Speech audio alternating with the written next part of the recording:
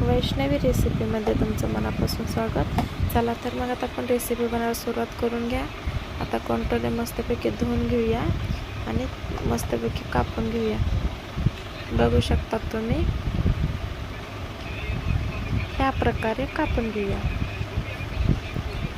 एक आहे तर त्याचे 4 भाग करून घेऊया. आणि टमाटर, कांदा, लसूण, कोथिंबीर बारीक चिरून घेऊया.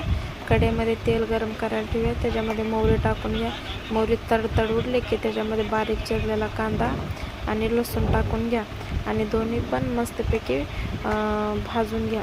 आणि ते लालसर झालं की त्याच्यामध्ये थोडं टमाटर बारीक चिरलेलं टाकून घेऊया.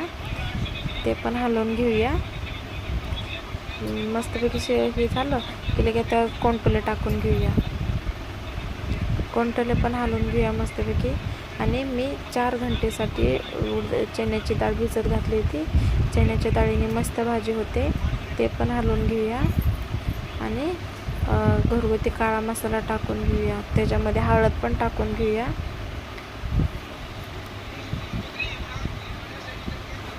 बघू शकता तुम्ही. आणि मस्तपैकी हलवून घेऊया आता.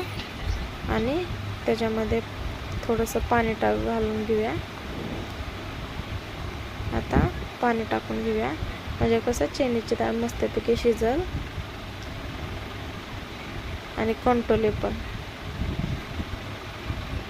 बघू शकता तुम्ही. आणि थोडं चवीनुसार मीठ टाकून घेऊया आणि झाकून ठेवूया. काढून घेऊया आता. बघू शकता तुम्ही किती मस्त भाजी शिजली आपली. चला मग आता ताट वाढून घेऊया. आजची रेसिपी आवडल्यास तुम्ही नक्की लाईक करा, शेअर करा, सबस्क्राईब करा.